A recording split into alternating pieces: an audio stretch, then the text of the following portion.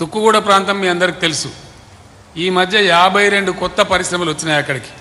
వారు చొరవ తీసుకుంటా ఉన్నారు. ఆ పద్ధతిలో 52 కొత్తవి వచ్చినాయి. జిల్లా కలెక్టరేట్ కూడా ఇక్కడికి సమీపంలోనే ఉంది. దాని పక్కనే ఫాక్స్కాన్ ఇండస్ట్రీ కూడా వచ్చింది. 1,00,000 మందికి ఉద్యోగాలు వస్తాయి. దానిలో 1,00,000 మంది పిల్లలకు ఉద్యోగ అవకాశాలు వస్తాయి. ఇంకా మంచి విషయం ఏంటంటే ఆ ఫాక్స్కాన్ వ్యాడు అక్కడ చైనాలో ఉన్నటువంటి పెద్ద కంపెనీ ఒకటి మళ్ళీ మూసుకొని నాకు ఇంకా కొంత జాగా ఇవ్వండి ఇక్కడికే వస్తామని చెప్పినాడు. అట్లా వాడు వచ్చి అది కూడా ఫైనల్ అయిపోతూ ఉంది. ఆల్మోస్ట్ దగ్గర పడ్డది. అదొక పారి అయిపోయిందంటే 2-3 లక్షల మంది కూడా ఉద్యోగాలు వస్తాయని చెప్పి నేను మీ అందరికి తెలియజేస్తా ఉన్నా. ఈ రకంగా పరిశ్రమలు తేవడంలో కానీ, మీ అభివృద్ధి పనులు కానీ, మీ మౌలిక వసతుల గురించి కానీ, మీ తాగునీటి గురించి కానీ, మీ రోడ్లు బాగా చేయటం గురించి కానీ వారు పడే తపన మామూలుగా ఉండదు. ఆమె నన్ను మంత్రిని అనుకోదు.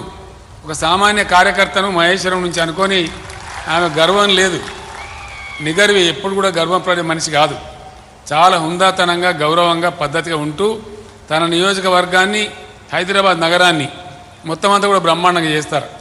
ఎడ్యుకేషన్ మినిస్టర్గా ఉండి కూడా తన గర్వానికి భక్తాన్ని శాంక్షన్ చేసుకోవచ్చు.